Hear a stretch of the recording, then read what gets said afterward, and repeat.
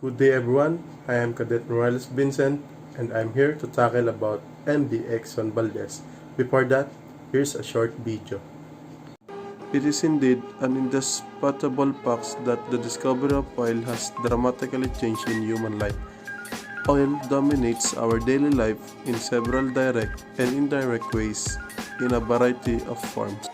However, at the same time, petroleum and its byproducts have become a major threat to the environment over the last 2 centuries. Most importantly, the spillage of oil from accidents involving tankers and oil rigs have polluted our seas as well as the ocean and badly affected the maritime economy system. Among the oil spill occurred in the last 5 decades, Exxon Valdez oil spill remains a prominent one.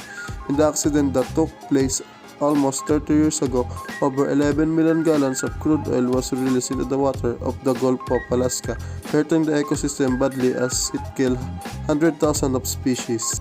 It was on March 24, 1989, the oil tanker Exxon Valdez struck the Blight Reef of Prince William's Sound region of Alaska to begin one of the biggest maritime fatalities at the time. Exxon Valdez, then owned by Exxon Shipping Company, was en route to Long Beach, California from the Valdez Maritime Terminal when it slammed into the reef around 12 a.m. local time.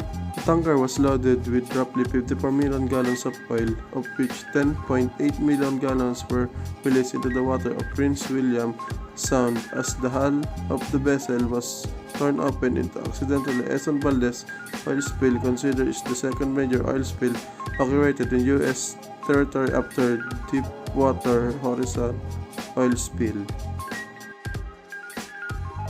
Exxon Valdez oil spill. However, the Exxon Valdez oil spill occurred in non-continuous coastline of Alaska. Its effects and ramifications were huge of enormous, as the collision of super tanker with the 8 of its 11 cargo tanks, releasing 11 million gallons of crude oil, 250,000 barrels into the water of Prince William Sound in the days comes over 130 miles of coastline with contaminated. It was reportedly a delay in insulating of the cleanup efforts that made this accident catastrophic.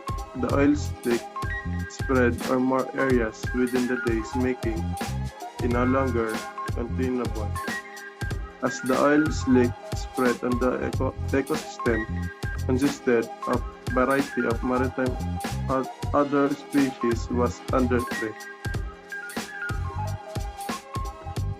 The cleanup of Exxon Valdez spill.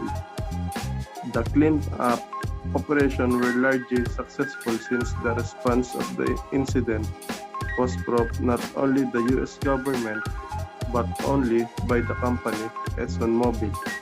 Over 11,000 personnel, 58 aircrafts, and 1,400 vessels were used to clean the affected areas, and its involved complex operation like recollecting several maritime culture in order to safeguard their lives. Still, the cleanup operation were complete successfully.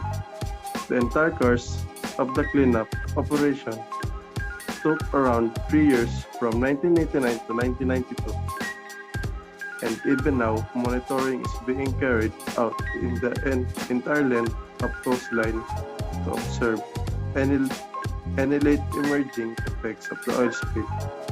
According to the reports, the shipping companies more than 3.8 billion of the cleanup operates, and it's confiscated 11,000 fishermen and other effects by the disaster. That's all. Thank you.